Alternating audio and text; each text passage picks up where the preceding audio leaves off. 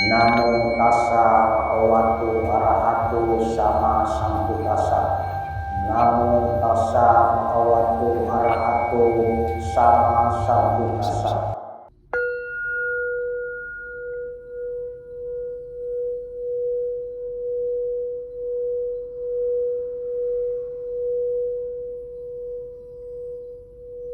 Greetings mga migs, pag-usapan natin ang ating mas pinalakas na hurim-hurim massage oil mga migs. So meron siyang bagong label na mas maganda at meron nang nakalagay na yantra o sacred geometry. Ang papel na ito mga migs ay ang kopya ng yantra na inilagay dito. Ang sacred geometry na ito ay hango mula kay Pra Monckalana. Isa po siyang guro ng Buddhism na may angking galing sa pagpapaliwanag sa mga aral at turo ng Buddhism. Isang araw may nagalit sa kanya na isang Brahman priest dahil nawalan ito ng tagasunod at lumipat kay Pra Monckalana. Kaya nag-utos ng mga mersenaryo ang Brahman priest para patayin si Pra Monckalana. Nasa 500 mersenaryo ang umatake sa kanya at nagkaroon siya ng isang malubhang injury.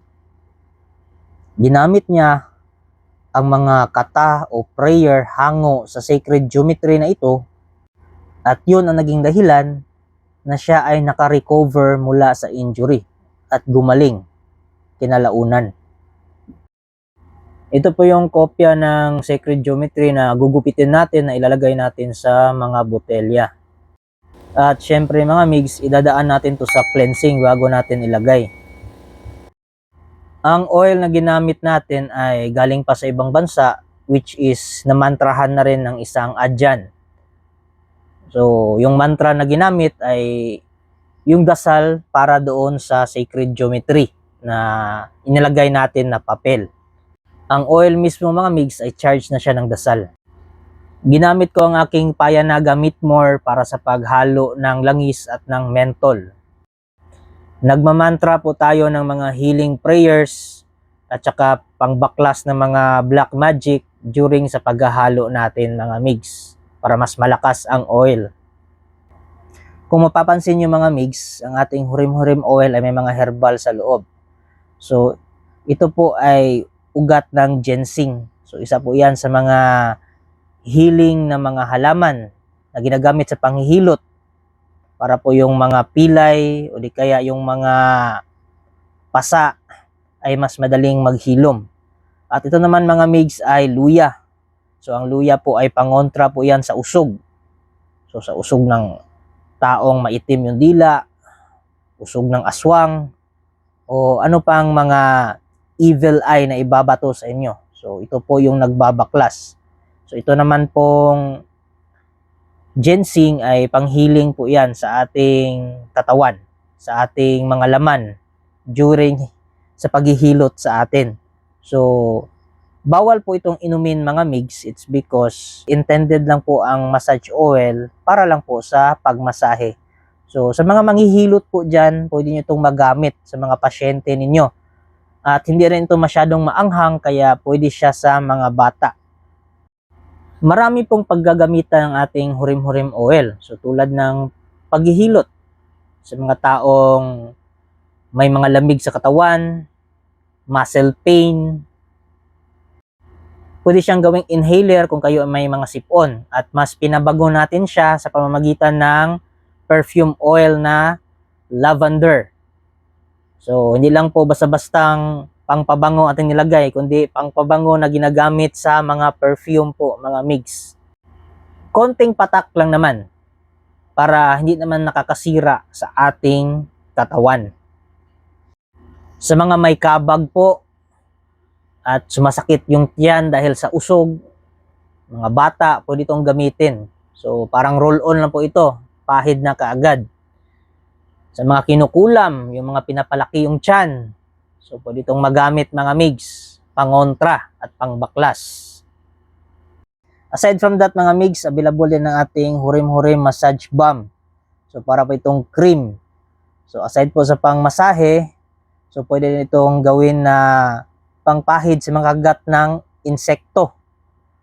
At di lang basta sa ganun, hindi nagagamit din ito sa mga bukol-bukol ng katawan na sanhi ng barang.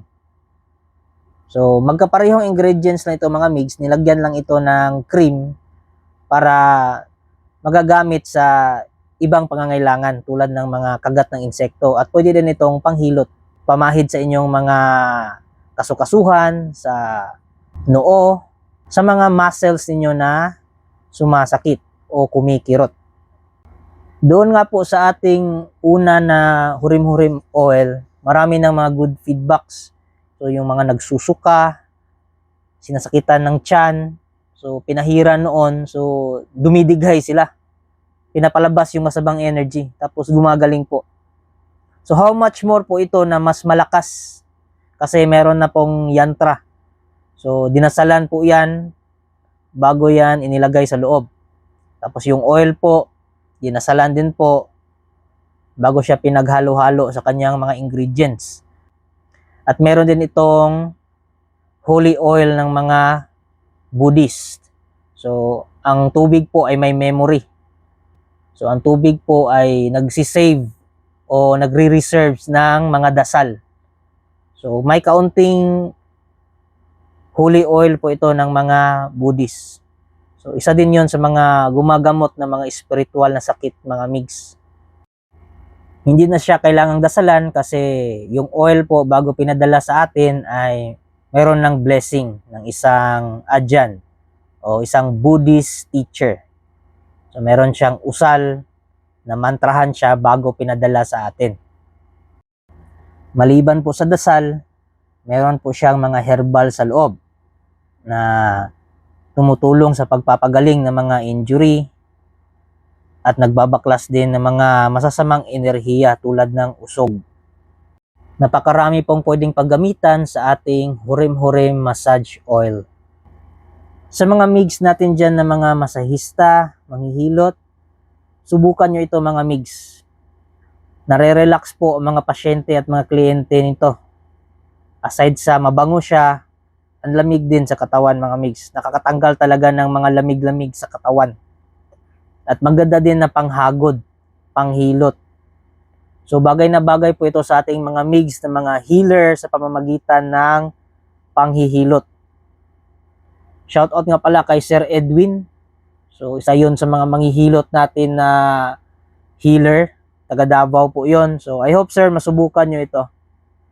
At sa iba nating mga migs na hindi pa nakatry ng hurim-hurim oil, message na po kayo sa aking FB page na Buhay na Salita TV. So yun lang po. Thank you.